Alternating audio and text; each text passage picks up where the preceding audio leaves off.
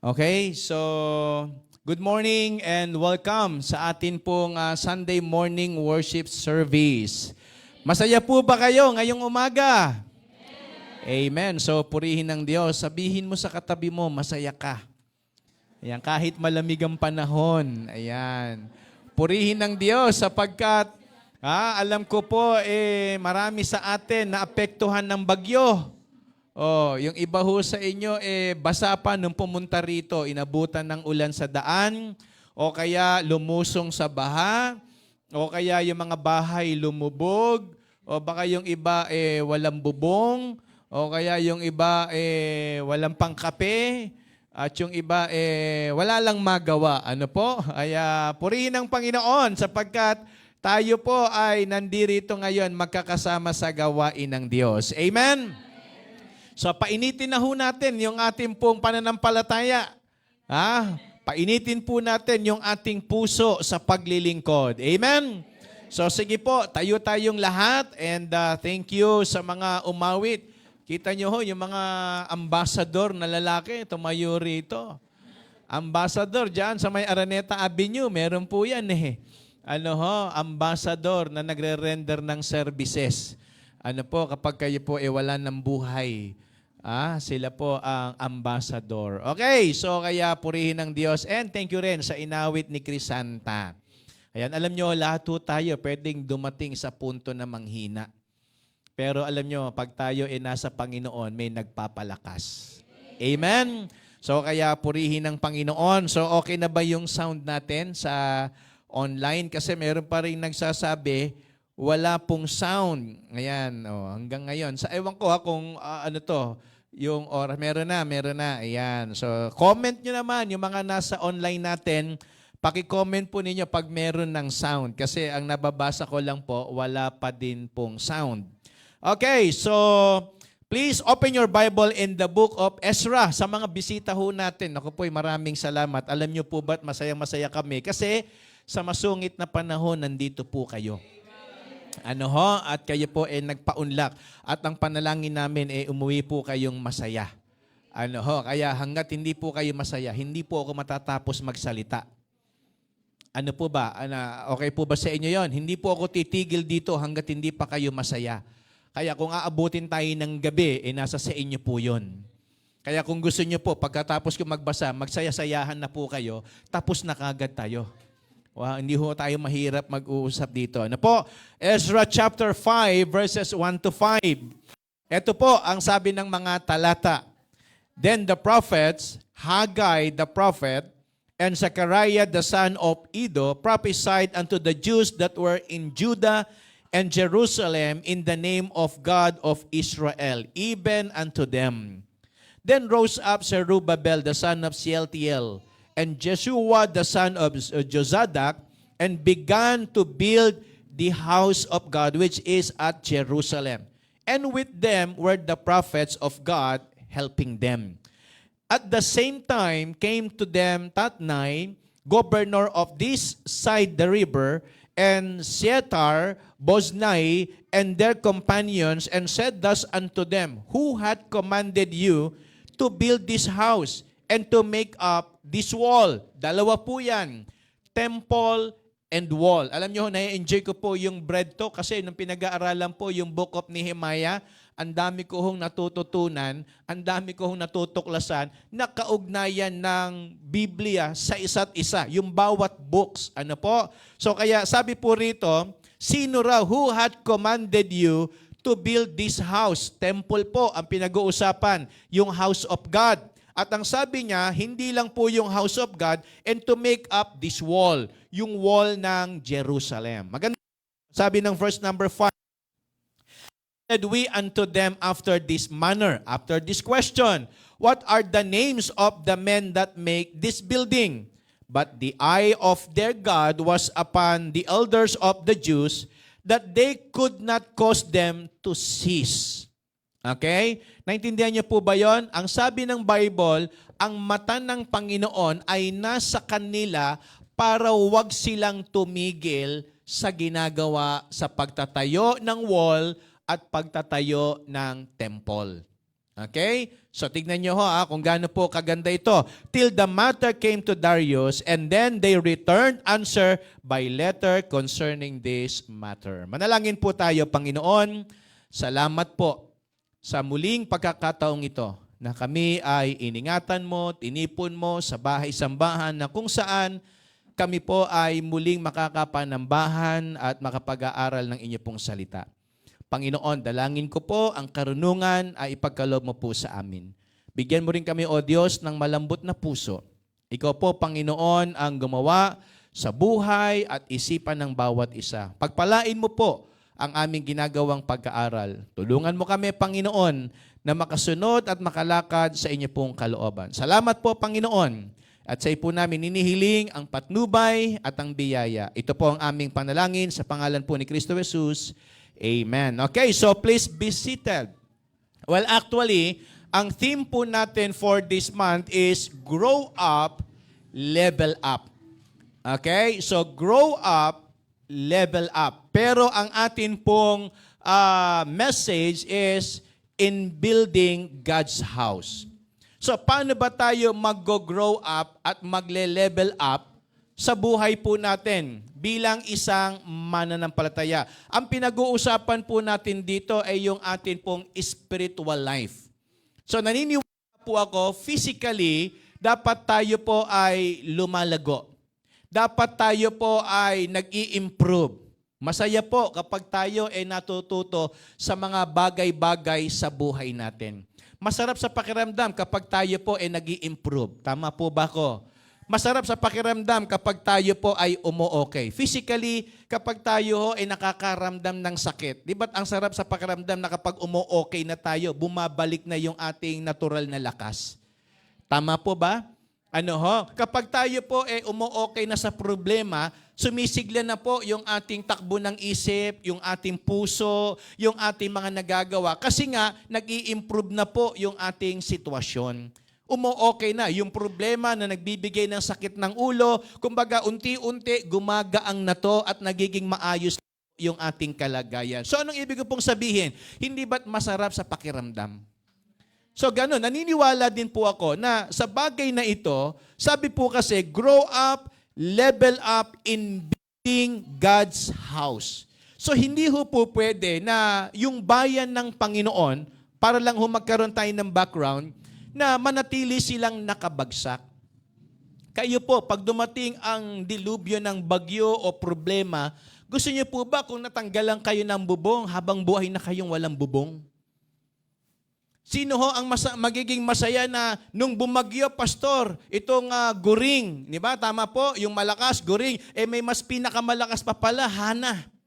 Ayan po, nasa likod. Yan po ang super typhoon. Imagine niyo, wala na, naninira pa. Sabi, nakalabas na raw, malayo na sa atin, pero umuulan pa rin. Sabi ko nga, ibang klase yung bagyong Hana. Kaya sabi ko kay Hana, hinay-hinay lang. Huwag mong ito.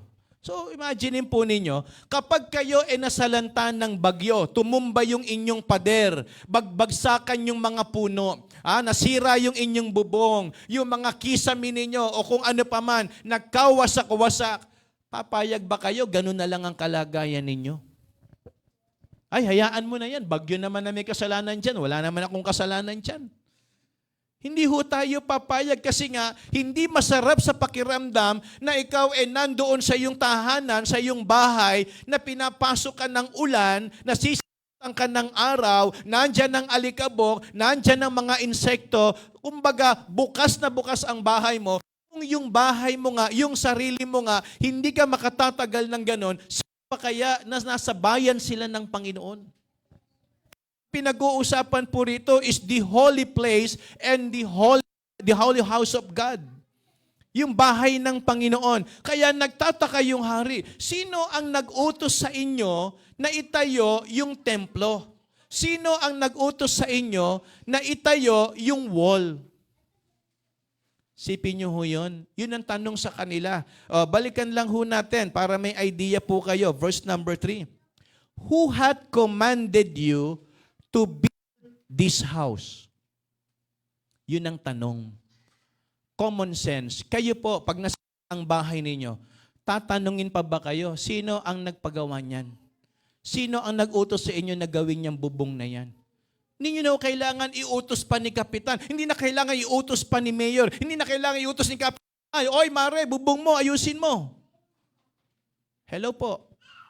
Di ba't kayo na mismo na nakikita nyong ganyan, magkukuha kayo, kumpunihin na natin. Kung mga babae lang nakatira, tatapalan niya ng mga lona. Kasi hindi naman nila kaya magkumpuni ng yero eh. Tama po ba ako? Tatapalan niya ng mga plastic na kung ano-ano para wag silang mapasok ng ulan. Tama po ba ako? Ay, teka, mag-aaral muna ako sa TESDA. Pupunta muna ako sa mga barangay. Aaralin ko. Paano ko ba matatakpan yung bubong ko na tanggal?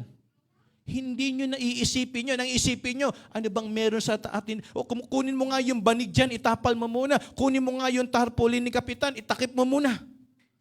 Naintindihan po ninyo? Hindi ka na magtatanong kung ikaw na mismo susolusyonan mo na. So ano ibig sabihin? Pag wala kang ginawa, parang hindi ka nag-grow. Bakit? Wala kang ginawa. Alam mo na, di ba parang minsan nga inisip natin, anong nangyari? Bakit wala man lang kumilos sa inyo? Di ba pag may mga umuwi nanay mo, umuwi tatay mo, pagdating sa bahay, nung umalis ako ganyan itsura, nung bumalik ako ganyan pa rin, ano ba nangyari dito? Wala man lang kumilos ni isa sa inyo. Hello po, tama po ba ako? Parang walang nakaisip ng dapat gawin. Kaya yung tanong sa kanila, who had commanded you to build this house and to make up this wall? Then said we unto them after this matter, what are the names of the men? So ibig sabihin, may kumilos. Hindi na namin kailangang utusan kami ng Panginoon o ng hari, kami mismo, kita na namin na mayroong dapat gawin sa bahay ng Panginoon at sa wall ng Jerusalem. So mga kapatid, hindi na ho natin kailangan magpatawag pa ng revival service para ipaayos ang church. Hello po. Hindi na ho natin kailangan ng magaling na guest speaker para magkaroon po tayo ng initiative na may gawin sa gawain ng Diyos. Dapat tayo mismo nakikita na natin. Tama po ba ako, mga kapatid? Kailangan pa bang mag-invite ni nanay ng magaling na nanay na kapitbahay para pagsabihan yung mga anak? Tama po ba? Hindi ba tayo pa lang sapat na mag-usap-usap ano ang dapat nating gawin para sa Panginoon? Kasi nga, dapat mag-grow up tayo. Hello po.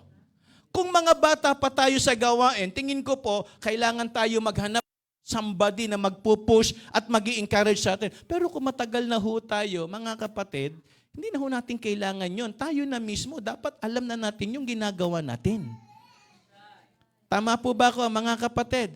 Kaya nga ang tema natin is grow up and level up. Sana nag-i-improve tayo. Tama po. Or else, pag hindi ho tayo nag-improve, dalawang bagay lang ang nakikita kong problema. Ito ho yung unang problema. Hindi ho tayo natututo. Pangalawa, wala sigurong nagtuturo. Tama po ba? Hello po. Nagkakaintindihan po ba tayo? Yun lang naman yung mga posibleng dahilan bakit wala tayong magawa. Kasi wala tayong alam eh. Walang nagturo sa amin eh. Kaya nga kapag may nagtuturo, may natututo. Pag may natututo, may gagawa. Tama po ba? Kaya nga pilit ho namin kayong tinuturuan. Tama po ba, mga kapatid? Nandyan pa po ba kayo? So, ang sabi ho ng Bible, tinanong sila, who make up this wall? Who build this house? Sinong nagtayo? Sabi ko nga, common sense. Marumi ang nadaanan mo na, ano gagawin mo? Di naman ako naka-assign dyan eh. Tama po ba? Pangit naman sa bahay, parang meron kayong, alam niyo, may batas na bawal magtapon dito. Bahay niya, puro mga signages. Di ba? Buhusan mo pagkatapos gumamit. Di ba? Bunutin ng nakasaksak pagkatapos. Di ba? Parang ang dingding nyo, puno ng paalam. Di ba dapat hindi ganun ang bahay? Ang bahay, lugar ng komportable kang kumilos. Naku, teka, dahan-dahan akong kumilos, baka makabasag ako sa bahay namin. Ganun ba ang bahay? Hello po, nagkakaintindihan po ba tayo? Ang bahay hindi dapat pinaaandar ng batas. Hello po, nagkakaintindihan po ba tayo? Oh, isulat mo, pangalan ng anak mo, hoy anak, buhos ka. Umihi ka, di ka nagbubuhos. Parang ang pangit naman ng ganong patakaran sa sistema ng bahay ninyo. Oy, kumain ka, maghugas ka, mahiya ka, ang kapal mo. O imagine, ganun ang karatula sa lababo, ganun ang karatula sa lamesa, parang hindi bahay ito. Okay. Sa restaurant, wala kayong makikitang ganun. Tama. Tinatrato kayong espesyal para bumalik kayo. Tapos sa bahay, hindi ka komportable. So ano ibig sabihin? Ang tawag po roon, common sense. Ang problema, hindi nga common yung sense. Tama po. Wala kasi tayong initiative. Kaya, kayo po, sabi ko nga, kailangan pa ba ng great revivalist para makabili ng upuan? Kung kinukulang tayo ng upuan. Hello po. Kailangan pa ba natin ng great revivalist pag hindi tayo makabayad sa mga bayarin? Di ba dapat tayo na mismo, o nay, may kunti akong kinita dito, dag muna sa pambayad natin kasi kapos tayo ngayon. Hindi na kayo kailangang hingan. Alam niyong may need eh. Alam niyo, pag hindi naman gipit, hindi niyo naman mararamdaman na di ba? Pag kayo, ramdam mo sa lamesa. Pag walang pera si nanay, alam mo na ulam. Pinangat. Pinangatlong ulit ng ininit. Di ba? So sabi ko nga, mabubuhay ka na lang sa pangatlong ulit ng pinakuluan yan. Pero pag may blessing naman, nag-iiba-iba, di ba? Pirito, di ba? Adobo, pritong itlog, adobong itlog, at least magkaiba. Parehas itlog yan. Nilagang itlog, inalatang itlog, di ba? Nilagyan ng kamatis. Lahat na, basta at least na iba naman. Yun nga lang, nay, puro itlog naman. Wala nga tayo. Common sense. Di ba? Makikikooperate ka, tiis muna, wala ngayon eh. Pero pag meron naman, tayo rin naman nakikinabang. Tama po ba? Imagine niyo, kapag ang templo at ang wall naiayos, sino makikinabang? Ang Diyos? Hello po. Sino ang makikinabang? Kapag ang church na ito lumaki, kapag gumanda ang itsura, Diyos ba? Ay, Lord, para sa ito, po ka. Wala eh. Tayong makikinabang nun. So we have to grow up and level up. So paano natin makikita na nag-grow up tayo, nag-grow tayo spiritually kung hindi makita sa meron tayo? Okay. Sa probinsya, pag umuwi tayo dati, mga bahay kubo. Diba? Gawa sa kahoy, sa pawod, sa waray, pawod, sa mga Tagalog, pawid, diba? Sa wali. Alam ba yung sa wali? Yung parang sinasalamat ng gano'n ng mga parang kung ano-ano ngayon, parang dingding. Sa wali, pawod, kung ano man yan, kubo. Pero ngayon, pag umuwi ka ng probinsya, puro mga konkreto na. Kung minsan, di aircon pa. Wow! Sana all. Tama po ba? Parang yung probinsya noon na ini-imagine mo, nag-gano'n itsura, parang nag-iiba na ang image ng inuuwian nating probinsya. Tama po ba ako? Nandiyan pa po ba kayo? Ha? Tanungin nyo nga kung gising pa yung katabi ninyo. Nagsisimula na ho tayo, sabihin nyo, gising na. Preaching na po. Okay? So anong ibig ko sabihin? Nag-iiba yung tsura. Ngayon, pag pumunta ka noon, nakita mo, ganoon na hindi pa sementado yung kalsada, wala pang bangko, walang gasolinahan, pero nung bumalik ka na ganoon, ano nakita mo? Ba, nag-i-improve dito ah. Hello po. So yung isang munisipalidad, barangay o bayan na umuunlad, nakikita mo kung ano ang meron sa paligid. May nagiging magandang pagbabago. Tama po? Ang tawag doon, lumalago ang kanilang ekonomiya. Kasi walang mag-i-invest, walang magninegosyo roon kung patay ang ekonomiya rito. Tama po ba? Okay. Meron po tayong buhay. Tama po ba? Ang pinupuntahan natin dito, the only living God. Tama po ba? Ang buhay na Diyos. Hello po. Tayo mga buhay din.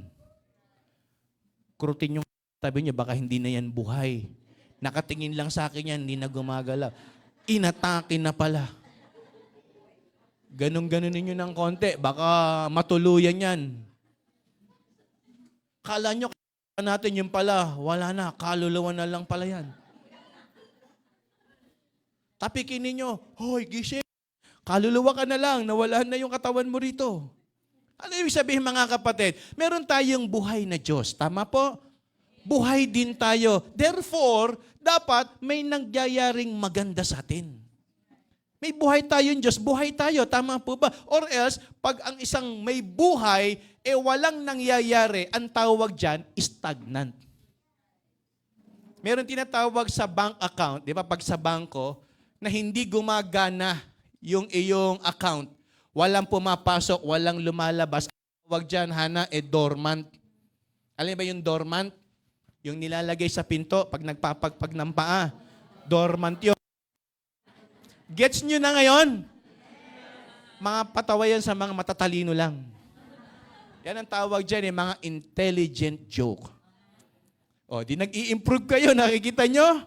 Nakaka-gets na kayo ng mga intelligent joke. Ang tawag doon, dormant, yun nandoon. Magpapagpag kayo ng paa bago kayo pumasok. So, ano ibig sabihin? Hindi gumagalaw. Walang activity. Tama? Okay. Ang Dead Sea, sabi ng Bible, bakit tinawag siyang Dead Sea? Kasi pinatay Wala hong pumatay doon. Ang ibig sabihin po, kaya siya tinawag na Dead Sea, kasi nga, catch base lang siya, nagre-receive pero hindi nagre-release. Naintindihan po ninyo? Yung Dead Sea, tumatanggap siya ng tubig kahit saan, bumabagsak sa kanya, pero walang nilalabasan. Kaya walang nabubuhay na isda o kung anumang nilalang. Puro dumi lang. Tinatanggap niya lang lahat kung anong meron. Kaya kapag may nasamang isda, namamatay. Walang galaw sa ilalim. Walang oxygen. Hello po. Papayag ba kayo na ang church na kinabibilangan nyo, dormant or dead church? Walang nangyayari. Or else, tayo ang component nun. Tama po ba? Hello po. O, mga nanay, mga anak, hindi ba kayo nangangarap? Anak, mapalad tayo. Ganito na ang buhay natin. Habang buhay na tayong ganito. Di ba swerte tayo? Ba't kayo papayag na gano'n na lang ang buhay ninyo? Mangarap tayo. Tama? Libre ang mangarap. Ika nga. Tama po ba? Meron ho ba sa inyo na hinuli ng pulis? Uy, ba't ka nangangarap? Wala ka namang kakayanan Bawal yan. Walang ganun. Mangarap ka na. Kami ho, pag bumabiyahe, tulad kanina, ewan ko, baka mapanood nyo sa news mamaya, may aksidenteng nangyari sa Skyway. Pero bago nangyari yon, nakakita muna kami ng mga magagarang sasakyan. Pag nakakita kayo ng Ferrari, ano yung Ferrari? Aso yun. Okay? Porsche. Pag nakakita kayo, mga ching ang lalapad, tapos ang bababa, tapos wum, wum, wum. Pag tumunog, ganun talaga. Tunog lang kaya namin Pero yung ganun, wala pa. Sa isip, pinapangarap ko yan. Kaya lang, pinagtatawanan ko ng mga kasama ko. Bakit? Dad, naka-sports car ka nga, ang takbo mo naman, 20, 30, kasi matanda ka na. Hindi mo na mapapabilis yung kotse. Kasi nga, ganyan ka na mag-drive. Dahan-dahan. O sabi mo, naka-sports car ka, nakayang tumakbo ng mabilis, pero takbo mo lang 40. Bakit? Malabo na mata, sumasakit pa balakang. So, ano ibig ko sabihin? Nakakahanga at masarap mangarap. Tama po ba? Pero ang pangarap, hindi itinutulog. Ang pangarap, pinag-aaralan para mangyari. Tama po ba? Minsan isang araw, nangarap ako. Kaya lang, yung pangarap ko, malabong mangyari. Pwede kaya ako mag-artista? Grabe naman yung tawa nyo. Ashley, ikaw yung una ko nadinig. Kala mo, hindi ko kilala boses mo, ha? Mga kapatid, si Ashley po yun. Ayan. Niya, talagang totoo po. Biro lang naman. Nangarap ka, gusto kong maging artista. Nag-apply siya. Punta siya. Ate Laura, ikaw din ha. Kwento ho ito. Kala nyo ako to. Actually, marami ng offer sa akin. Nireject ko lang. Totoo po yan. Nireject ko lang. Kasi ayaw din nila ng reject eh. Gusto nila matino. Okay, sabi niya, nag-apply siya. Sabi niya, o sige, sisimulan ka namin. Di ba may audition na tinatawag? Okay. Magpatawa ka. Nagpatawa siya. Alam mo yung mga stand-up comedian dyan magagaling. Yung mga nang cry. Kaya lang, sabi niya, matapos siya mag-perform, sabi sa kanya nung, para bang nag-o-observe, nakakatawa pero kulang. Okay? So siguro dagdagan na pa. Uwi siya ng bahay, sabi niya, tinanong siya ng tatay niya, ano nangyari sa audition mo? Nakulangan sila. Tumatawa pero kulang. Sabi niya, dapat ginalingan mo. O kaya hindi ka na lang nagpatawa, nagdrama ka na lang. Nagdrama siya, bumalik siya. Sir, ano po ako? Magdadrama naman ako. Talagang umiyak siya. Asan ang pansit? O lahat ginawa niya. Inubusan ako. O sige. Sabi na, nakakaiyak naman pero kulang. So balik siya ulit. Sabi sa tatay niya, Tay, may inaiyak kaya lang kulang. Sabi niya gano'n, sige ito, gawin mo kaya action naman. Ipakita mo yung bilis mo sa suntukan, yung karate. Sige, pinakita, audition sa ulit. Sir, balik po ako. Ganito. Sige, ano naman kaya mong gawin? Karate, boxing, nagsuntok. Okay, magaling ka naman, pero kulang. Balik na naman sa tatay niya. Sabi niya, ano nangyari? Tanggap ka na. Sabi niya, hindi pa rin, Tay. Kasi, meron namang leaks pero kulang pa rin.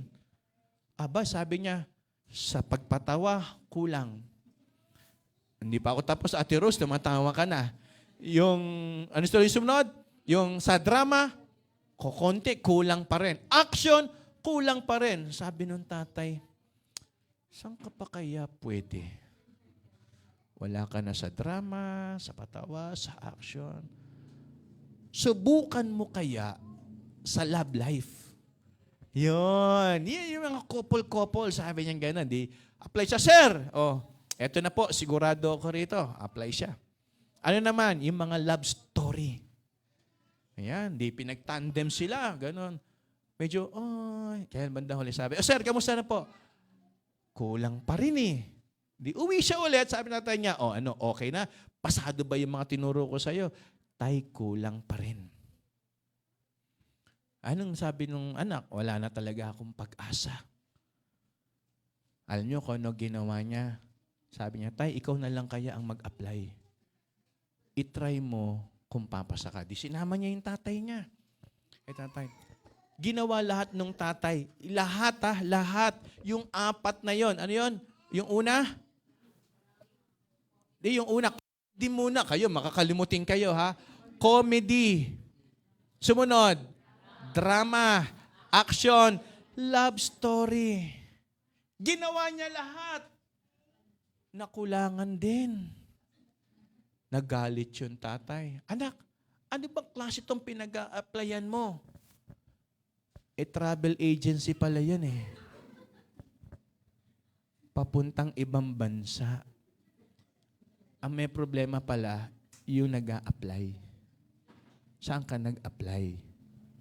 Mga kapatid, minsan, inilalagay natin yung sarili natin sa mali. Naintindihan ninyo? Nasaan ba kayo ngayon? Baka nasa travel agency kayo. Nasa church tayo, mga kapatid. Tama? Hello po. Baka akala nyo nasa GMA kayo. Baka akala nyo nasa ABS-CBN. Baka akala nyo nasa TV5. Nasa church po tayo. Ngayon, ang ginagawa rito, gawain ng Panginoon. Okay. So tingnan nyo po, para magkaroon tayo ng idea, ano ba ang itsura supposed to be ng templo o ng bahay ng Panginoon? Psalm 81 o 84 verse number 1. Pakinggan po ninyo. Sabi po rito, how amiable are thy tabernacles, O Lord of hosts. You know, amiable is desirable. Beauty ang ipinipicture nito.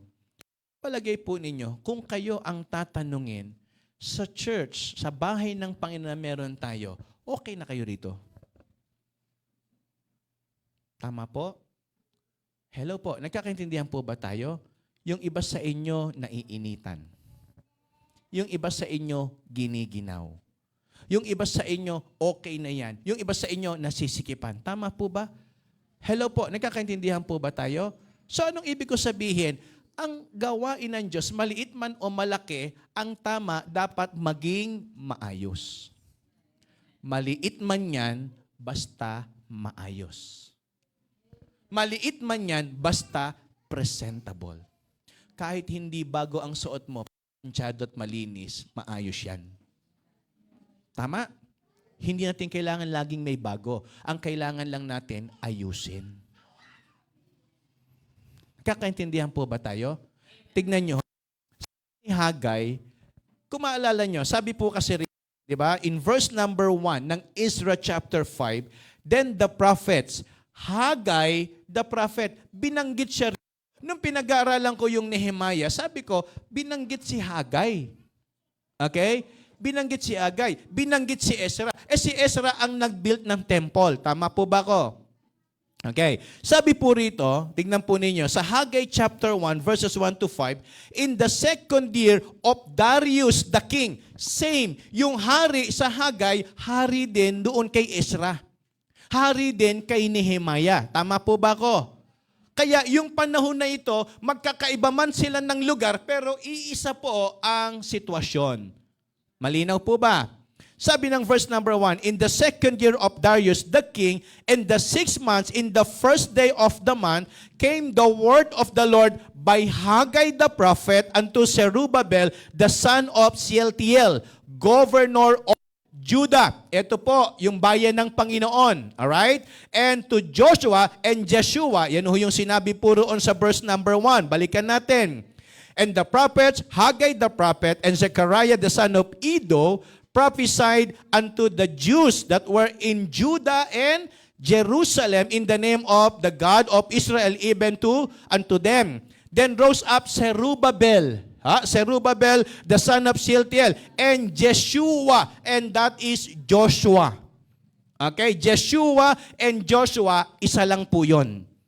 Okay, para lang po maintindihan po ninyo. Okay, tuloy po natin doon sa Haggai. Sabi po rito, and unto Zerubbabel, the son of Shealtiel, governor of Judah, yung governor doon, governor din dito sa sinasabi ni Haggai, and to Joshua, the son of Sedek, the high priest, saying, thus speaketh the Lord of hosts, saying, these people say, the time is not come.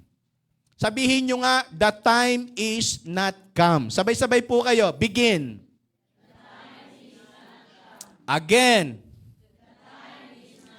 Bakit? Kasi ang nasa isip ng mga tao, hindi pa dapat itayo yung temple at saka yung wall. Why? Kasi nga, wala tayo. Bagsak. Tama po? Saan tayo kukuha ng materyales, Pastor? Wala nga, bagsak nga yung ekonomiya ng Jerusalem. For 100 years, walang negosyo, walang pumapasok na magandang kita, bagsak, devastated. Paano natin itatayo yung temple? Kaya anong nasa isip ng mga tao?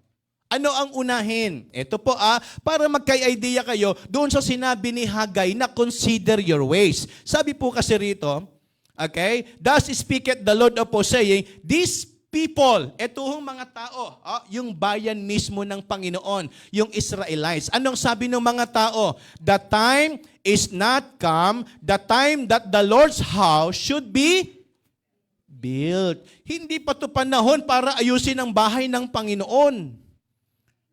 Imagine, for how many years? Almost 100 years ang nasa isipan ng mga tao, hindi pa panahon para mag-isip para sa bahay ng Panginoon. Hindi pa panahon para bumili ng lupa. Hindi pa panahon para magpundar. Hindi pa panahon para ayusin ng church. 100 years na po, mga kapatid. Yan ang sinasabi ng mga tao. Okay, eto ho ang scenario. Sabi ho ng Bible, then came the word of the Lord by Haggai. Sinabi ulit ng propeta. Kaya nga mga kapatid, wag hong sasama ang loob ninyo kapag ako po ay nagsasalita at nagtuturo patungkol po sa sitwasyon ng church. Sa pangangailangan, sa mga kumaga nangyayari. Bakit po? Kasi kung titignan nyo, sa prinsipyo ng Panginoon, propeta ang inuutusan niya para iparating sa mga tao kung ano ang kalagayan ng bahay ng Panginoon. Tama po ba ako? Nagkakaintindihan po ba tayo? Sabi po rito, then came the word of the Lord by Haggai the prophet, saying, is it time for you, O ye, to dwell in your sealed houses, and this house lie waste? Ako po'y kumakatok sa ating lahat. Okay ang inyong bahay, pero ang bahay ng Panginoon, hindi. Okay ba sa inyo yun? Ang sabi ng Bible, is it time for you, O ye, to dwell in your bungalow, up and down, mayamang itsura, maayos na bahay, and then, sabi po rito, and this house, the temple, lie waste? Masarap ang isang bahay na may magagandang ilaw. Maayos ang tirahan, maayos ang paligid. Pero wala namang kontra ang Diyos kung ganun ang kalagayan natin. Kaya lang, umabot ng 100 years, kayo maayos, pero yung bahay ng Panginoon, hindi. Kaya sinabi tuloy dito sa verse number 4, o verse number 5, now therefore, thus saith the Lord of hosts, consider your ways. Tingnan niyo yung ginagawa ninyo. Tama ba yan? Kayo na iniingatan ko, kayo na pinagpapala ko, kayo na binibigay ko ang pangangailangan, inaayos ko, pero ako hindi nyo inaayos. Tama po ba? Nagkakaintindihan po ba tayo? Sabi ho ng Bible, now therefore, consider your ways. Yun pala ang context nito. Kaya palang sabi ni Haggai, is it time for you, O ye, to dwell in your sealed houses, then my house lie waste? Sabi ng Panginoon, sa inyo okay lang na tumuli kayo, pero pag-aralan nyo, Haggai, basahin nyo po yan, yung istorya. Sabi ng Bible, gumigising kayo ng maaga, natutulog kayo ng gabi, nag-iipon kayo, pero iniipon nyo yung pera nyo sa lalagyang butas. Bakit? Walang nangyayari. Kumikita, pero kinukulang. Sumusweldo pero kinakapos. Tama? Kasi wala doon ang Panginoon. Ang puhunan nyo lang sipag. Ang puhunan nyo lang galing. Ang puhunan nyo lang kakayanan. Tandaan ninyo, lahat ng merong kayo, darating ang panahon, meron na rin ang iba niyan. Baka mas magaling pa. Tama? Hello po. Nagkakaintindihan pa po ba tayo? Saan ibig sabihin? Kaya tayong mahigitan ng iba. Kaya kapag yan lang ang puhunan mo at tumanda ka na, nanghina ka, wala ka nang magawa, mauubos lahat ng iyong pinaghirapan. Pero kung may Panginoon ka, mawala man ng lahat, kaya niyang isustain hanggang sa pagtanda. Amen? Laging may provision ang Panginoon. Kasi yung kumpanya, hindi kanya sasamahan hanggang sa huling hininga mo. Sasamahan ka lang niya hanggang sa huling oras ng ipinasok mo. Hanggang doon ka lang. Tama? So, ibig sabihin mga kapatid, consider your ways. And then, si Zechariah, pareha silang prophet. Si Zechariah, anak ng propeta yan. Sabi ho ng Zechariah chapter 1, verses 1 to 4 and verse number 16. And in the 8th month, in the 2nd year of Darius, magkaibang book po ito, mga kapatid. Book of Zechariah and book of Haggai. Alright, sabi po ng Bible, in the 8th month, in the 2nd year of Darius pa rin, King Darius, came the word of the Lord unto Zechariah, the son of Berechiah, the son of Iddo, the prophet. Anak ng propeta to si Zechariah. saying, the Lord hath been sore displeased with your fathers. Ang tinutukoy naman, yung mga nauna nilang magulang. Bakit nga? Umabot ng 100 years, walang ginawa. Pumayag na wasak, pumayag na bagsak yung bahay ng Panginoon. Anong sabi ho ng Bible? Therefore say thou unto them, thus saith the Lord of hosts, turn ye unto me. Parang ganito sabi ng Panginoon, ako naman. Tapos na kayo sa mga bahay ninyo, ako naman. Pwede ba? Yan ang sabi ng Panginoon. Turn ye unto me, saith the Lord of hosts, I will turn unto you, saith the Lord of hosts. Be ye not as your fathers, unto whom the former prophets have cried, saying, thus saith the Lord of hosts, turn ye now from your evil ways and from your evil doings. But they did not hear, nor hearken unto me, saith the Lord. Verse number 16. Therefore, thus saith the Lord, I am returned to Jerusalem with mercies, my house shall be built. Yan ang sabi ho ng Bible. My house shall be built in it, saith the Lord of hosts, and a line shall be stretched forth upon Jerusalem. Brethren, listen. Hindi po tayo matatawag na nag-grow hanggat hindi tayo nag-i-improve. Tama? Salamat nga, nagkaroon ng pandemic. Hindi dahil maraming namatay, kaya tayo nagpapasalamat. Nagpapasalamat tayo nung nagkaroon ng pandemic, nagkaroon tayo ng additional ministry. Sumabay tayo. Tama po ba? Nagkaroon tayo ng every morning, nagkaroon tayo ng online, nagkaroon tayo ng media ministry, nandiyan na yung mga virtual, nandiyan na yung mga meetings online natin, Zoom meetings, di ba? Meron tayong ginawa mga, kumbaga, kaparaanan para ma-deliver pa rin natin yung mensahe ng Panginoon kahit hindi yung magkakasama. Mamaya po, i-award natin yung mga bread talk na sumasagot ng trivia. Tingnan nyo, meron tayong mga Bible dito. So isipin nyo, hindi biro ang mga halaga nito kung bibilin po ninyo. Meron tayong tinatawag na Holy Bible na regular print. Ibig sabihin regular, wala hong leche plan sa ibabaw. Regular lang siya. So meron ho tayong large print. Medyo malaki ang sulat ng mga titik o letra. Ayan. So large print. Pero gold po yan. Pwede nyong isanla pag nagipit kayo. Kaya lang, sa mga kapwa nyo lang Kristiyano, hindi ho sa mga pawn shop. Pare, gipit ako ngayon, sanla ko muna Bible ko. Huwag nyo hong gagawin yun, joke lang po yun. At eto pa, para sa top 1, we have a personal size giant print. Pag nagbasa kayo, ganito. Kasi nga, giant. Titingalain nyo yung Bible nyo. Ayan, yan po yun. Napakaganda po nito, mga kapatid.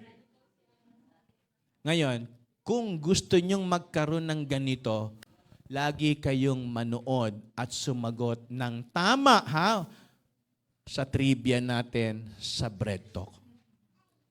Kaya ngayon pa lang, ako po ay masaya na kung sino man ang papalarin na 3 masisipag mag-aral ng salita ng Diyos. Yan po ay dahil sa ating Bread Talk. Dumaan po ito. Tumawag pa po kami ng mga DTI representative para suriin yung inyong mga naging sagot. Kung tama, pinahirapan kami ng mga sumasagot.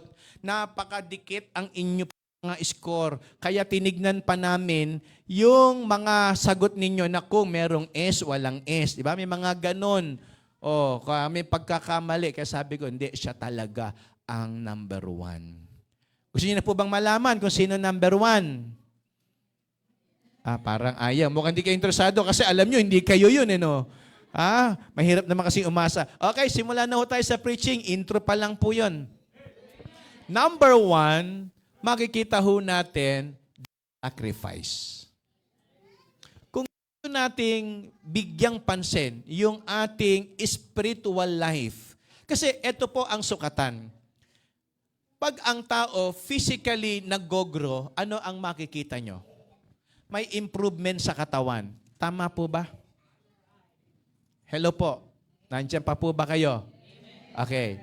Pag ang tao, nagsimula sa bata, patanda, di ba, yung mga bata, ewan ko ha, may mga bata kasi nang pinanganak, ang haba na kagad ng buhok eh. Tama, pero baby hair pa lang naman yun. Okay? Pero habang lumalaki yan, tsaka lumalago yung buhok. Pero pinakamalungkot, habang tumatanda, nawawala rin.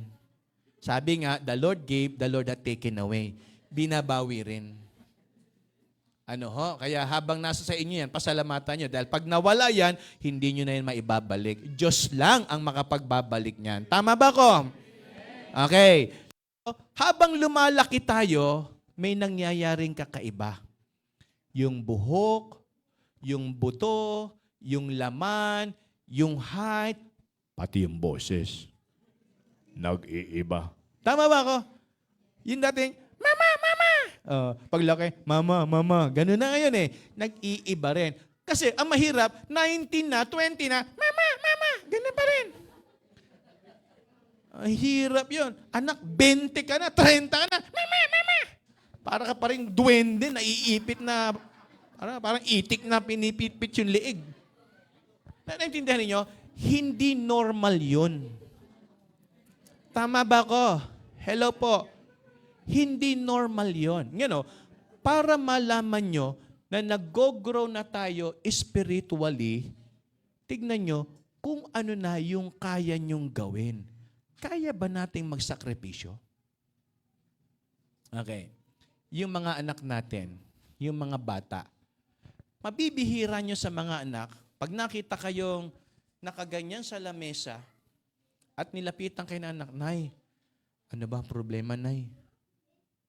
Halimbawa, 8, 7 years old, nilapitan kayo ng anak niyo, 5 years old, Ma, ano ba problema? Hindi pa tayo nakakabayad ng renta. O eto, Ma, ako naipon dito ng 50, dagdag mo na. Bihira yon.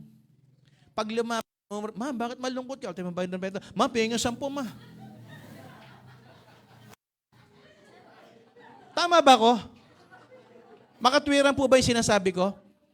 Problemado na yung nanay, walang makain, walang pambayad, lalapit pa, malungkot nga, wala tayo, mapahinga 10. Problemado na nga, nanghihingi pa.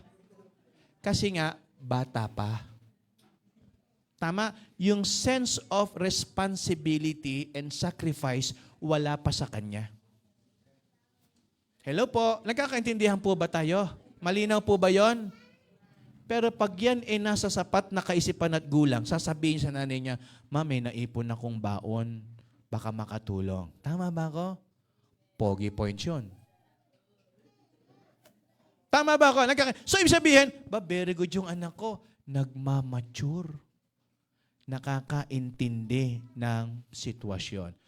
Church, nakikita nyo yung church natin. Ang makakapansin ng may pangangailangan, yung nagmamature. Yung hindi, dapat mabless kami pag pumunta dyan, no? Joke lang yun. Di ba ganun yung pakiramdam? Ang problema ng nanay, wala tayong pambayad. Ma, baka may 20 ka dyan, Ma. Wala lang ako panload. 20? Di ba nakita na mga problema na nga ako? Lalapit ka pa gusto mo. Hello po, nagkakaintindihan pa po ba tayo? Because look at their sacrifice. In 1 Chronicles chapter 20, verses 1 to 5, promise, bibilisan ko na po pag ume-amen kayo. Kita niya? Gusto niya matapos kagad ako, ha? Sige, tawagin na ho natin yung magko-close ng prayer. Verse number 1, Furthermore, David, the king said unto all the congregation, Solomon, my son, whom alone God hath chosen, is yet young and tender. Bata pa si Solomon, di niya pa naiintindihan ito eh. Pero yung tatay si David, sabi niya, alam ko to. And the work is great, for the fallacy is not for man, but for the Lord, God. And verse number 2, Now, bata ka pa, ako matanda na, now I have prepared with all my might for the house of my God. Para kanino? Para sa Diyos ni David. Okay, ano ang sabi po ng number 2? Alright? Sabi niya rito, the gold for things to be made of gold, and silver for the things of silver, and the brass for things of brass, and iron for the things of iron, and wood for the things of wood. Onyx stones and stones to be set, glistering stones and of diverse colors and all manners of precious stones and marble stones in abundance. Moreover, because I have set my affection. Ayan. Tanungin ko po kayo, mahal niyo po ba ang sarili ninyo? Of course. Tama. Alagaan natin ang sarili natin. Tama po ba ako? Mahalin natin ang sarili natin. Tama po ba, mga kapatid? Ngayon, hindi nyo dadalin ang sarili nyo sa hindi maayos na lugar. Bahay nyo, aayusin nyo kasi nandun kayo. Sasakyan na ginagamit ninyo, aayusin nyo kasi ginagamit nyo. Tama po ba? How about yung church? Pinupuntahan natin to, dapat inaayos din natin. Kasi mahal natin ang sarili natin. Tama? Hello po. Nagkakaintindihan po ba tayo? Ang pinag-uusapan natin, kung paano natin pinagsasakripisyohan yung tinuturing nating kailangan natin at mahalaga sa atin. Sino ho sa inyo, bagamat eto ho, no? Ang negosyo pagmamaneho. Alam mo, nagdadrive kayo ng sasakyan, nagtatricycle kayo, nagji-jeep kayo. Kung ang pinagkakakitaan nyo, yun, aalagaan nyo yun. Dahil pag nasira ang makina niyan, nawasak yan, nabangga yan, patay, hindi lang ho yung sasakyan, pati yung ikabubuhay ninyo. Tama po ba? So paano kung ang church na ito magsara? Church, sara na natin. Wala pa kasi tayong pambayad. Di ba nakakaya? Hello po. Lahat tayo nasa labas. Ano nangyari? Kinlose ni pastor Tama. Bakit? Kasi wala walang kahit ano. So mga kapatid, di ba natin naiisip, ito pong organisasyon ito, itong institusyon na ito, itong gawaing ito, hindi ho ito po pwede na nagbabasa lang ng Bible. Kailangan ho nating gumamit ng kaparaanan para makapagtipon. Kaya ito ho yung sabi ng Bible, moreover, because I have set my affection to the house of my God, I have of mine own proper good. In short, sabi ho ng Bible, kung tatapusin natin yan, and who then is willing to consecrate his service? Sabi ng verse number 5, and who then is willing to consecrate his service this day unto the Lord? Diba? Ano ho yung gagawin natin? Kapag nakita natin na mayroong pangangailangan. Ano sabi ng Bible? Is it time for you, O ye, to dwell in your sealed houses and the house, or in this house, lie waste? Hindi pa panahon Sabi ng mga hindi pa time. Hindi pa ba enough yung 100 years para itayo ang templo? Ilang taon ang 100 years? Tama si Sir Chipsy. Sabi niya 100. O nga, no? Ilang taon ang 100 years? 100.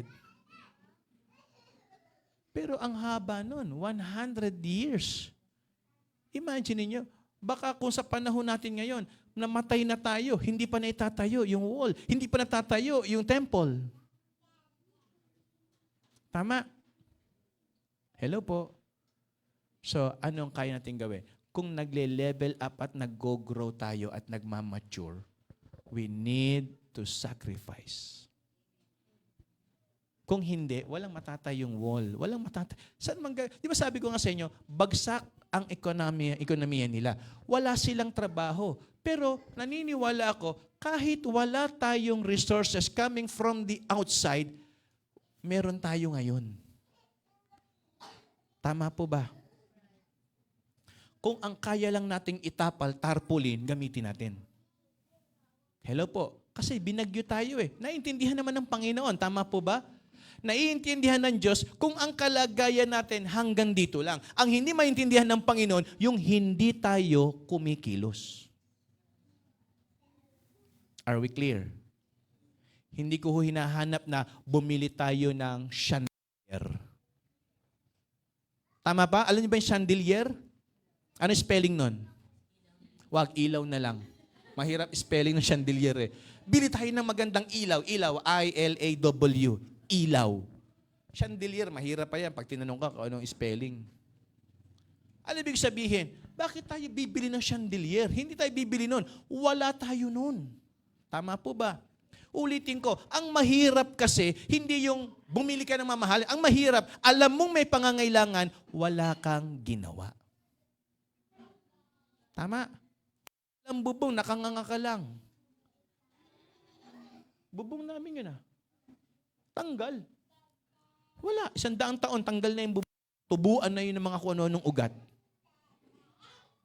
Anong tawag doon? Binabaliwala. Tama po ba? Okay.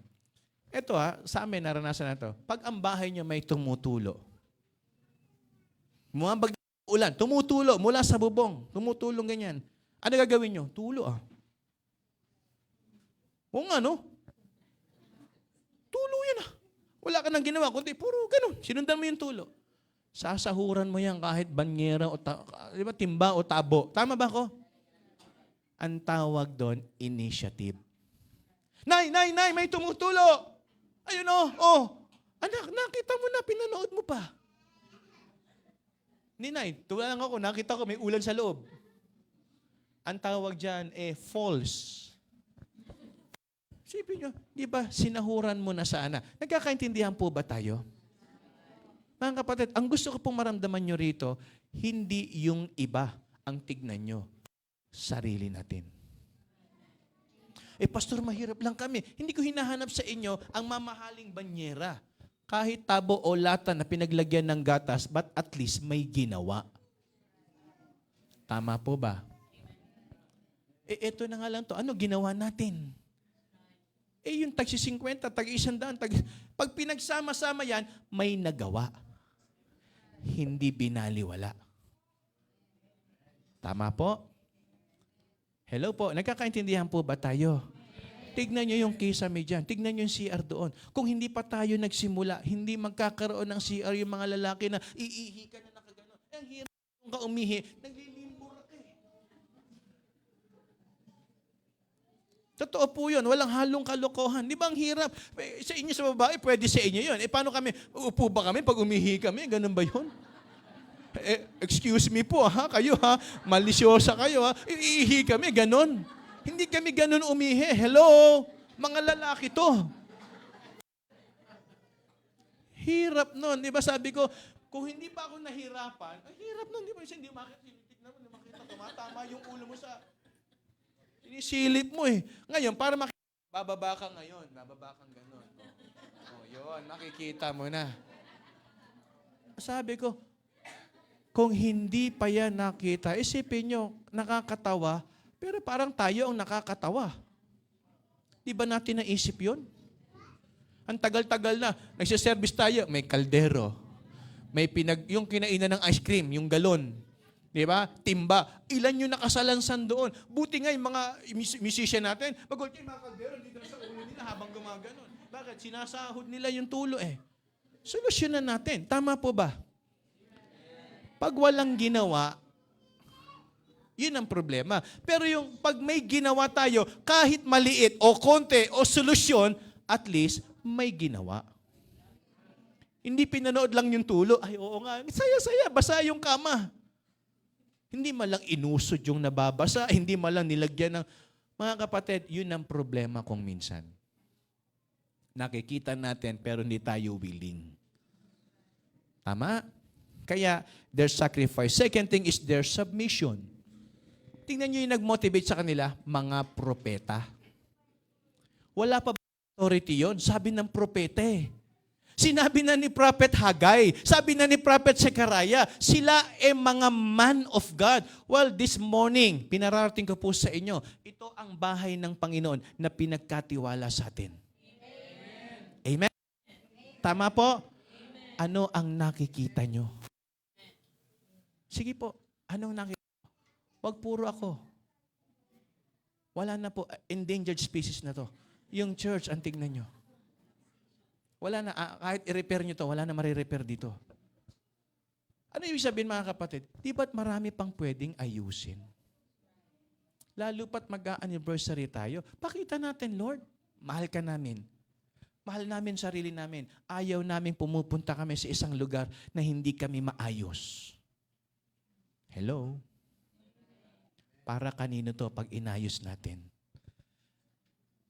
Tama? Tayo rin ang makikinabang. Sipin nyo, bagsak yung Jerusalem, walang templo, walang wall, may barangay, may hospital, may school, walang church. Nung pa lang ako rito, ang bagong Barrio National High School, hindi pa ganyang kalaki. Tama? Sino umabot? May batibot pa yan dati. Inabot niya yung puno ng batibot dyan sa loob. Maraming kwento yan nung pinutol. Hanggang ngayon, nandyan pa rin ba? Wala na. Meron pa rin. Andyan pa sila Pong Pagong, sila Kiko Maching, sila Kuya Boji. Ay sabihin, hindi ganyan ang building yan, hindi ganyan kataas. Pero imagine nyo, lumipas ang panahon, ang dami ng mga rooms. Ibig sabihin, nag-improve. Barangay natin, hindi naman ganyan dati. Tama. Hello po. Nagkakaintindihan po ba tayo? Yung mga bahay nyo, hindi naman ganyan dati. So lahat nag-improve. How about the church? Nagkakaintindihan po tayo? So sana maramdaman natin. Sinabi ng propeta, let us rise up and build.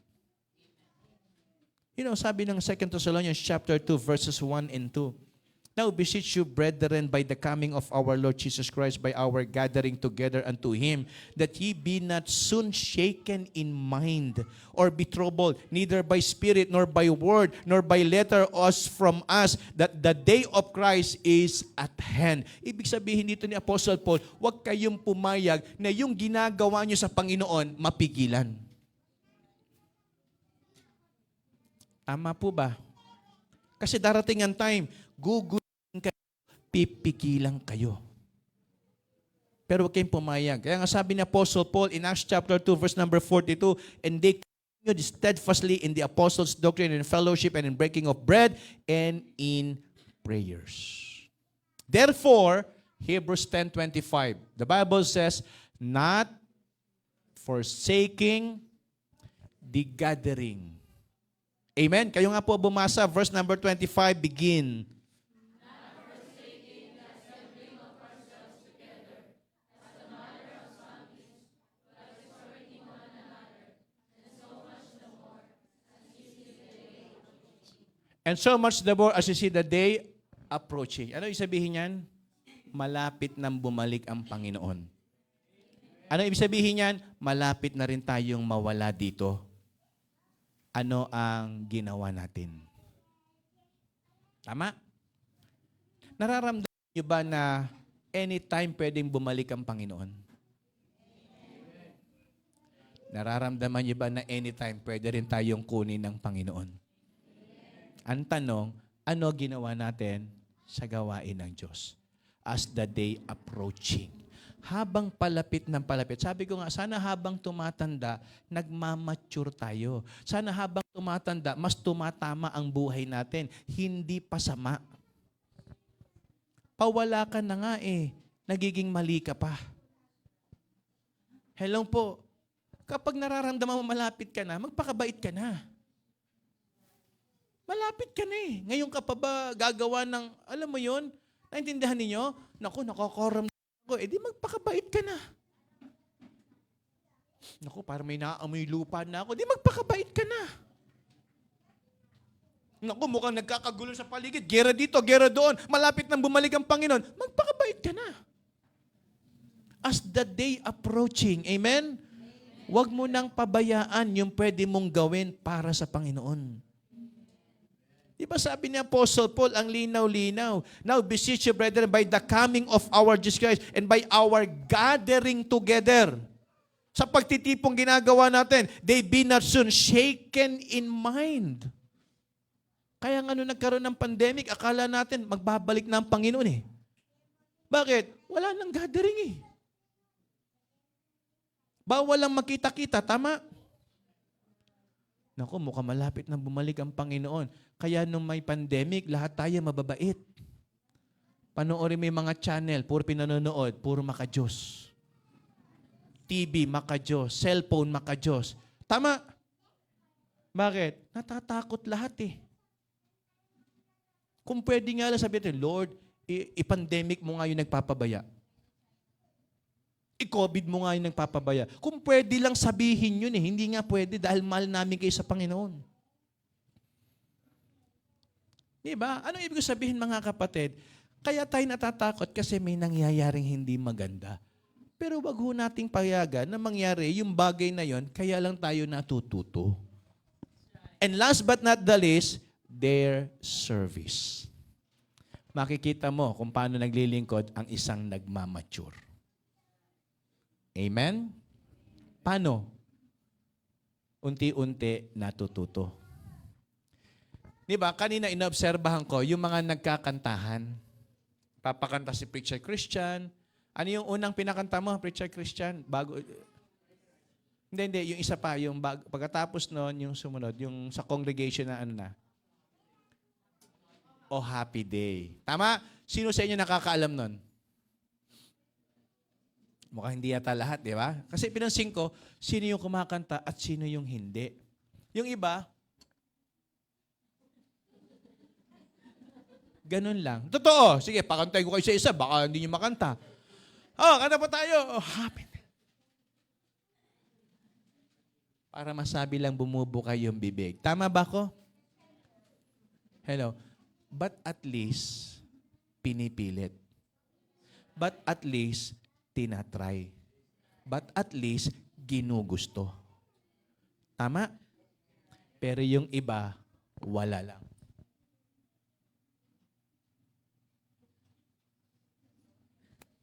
Doon mo makikita yung nag-go-grow. Hello? Yung gustong mag-mature. Okay. Nakita niyo ba yung anak niyo isang beses suot yung high heels ninyo? Nakita niyo ba isang araw yung anak niyo ginamit yung lipstick niyo? Babae ha? Nilino ka, baka mamaya lalaki. Ay, oo, pastor, na-try ko. Hello, kurutin ko kayo sa singit. Di ba may mga ganyan? Makita niyo yung anak niyo, nasa salamin, ginagaya ka niya. Kasi nga, gusto niyang mag-mature kagaya ninyo. Tama ba ko? Yung mga anak na lalaki, sige pukpok, pati yung TV, pinukpok. Kasi ginaya yung tatay, nagmamartilyo eh. Naintindihan ninyo? Pilit na ginagaya. Kasi nga, gustong mag-mature. Hello? Sa atin, sino kaya ang gustong matuto? At kung gusto po ninyo, umating kayo Sunday School. Matututo kayo.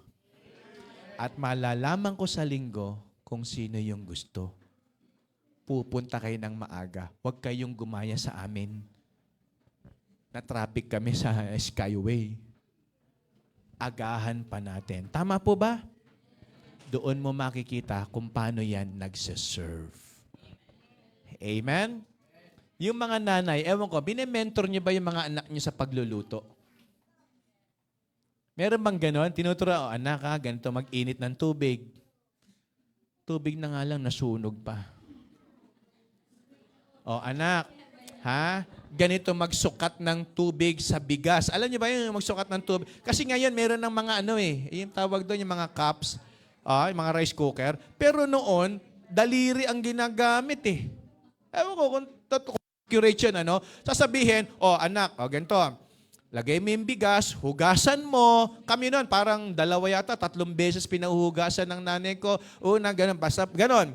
Ngayon, ipatag mo yung bigas, lagyan mo ng tubig, sukatin mo sa daliri, sa unang gatla, ganito. Kung gaano karami yung bigas pag nilubog mong ganon, ganon din ang tubig. Sa ibabaw ng bigas, itutungtong mo yung daliri mo, yung tubig ngayon. Pag sobra, bawasan mo. Ganon ba yon? Okay. Ganon na nga lang kasimple, sasabihin pa noon, di ko kaya yan. Ano yung sabihin? Ayaw matuto. Ang dali-dali, ayaw itry. Subukan nyo lang hong kumanta. Kahit, matututo rin ho kayo. At para kayo matuto, dalasan nyo po ang pagpunta. Makukuha nyo yan. Ang tawag dyan ay memory. Mame-memorize nyo rin yan. Kailangan pa bang i-memorize yan? Abay, siyempre, para sa gawain ng Diyos. Amen? Kaya sabi ho ng Psalm 122 verses 1 to 3, I was glad when they said unto me, let us go into the house of the Lord. Kayo po ba, tanungin ko po, masaya ba kayo na pumupunta sa bahay ng Panginoon? Masaya po ba kayo kapag dumarating yung araw ng linggo? Excited ba kayong pumunta? Baka linggo lang ang kinakatuwaan nyo, pero yung pagpunta ng church, hindi. Ay, linggo, sweldo. Tama. Ay, linggo, pasyal. Sana ang linggo sa Panginoon.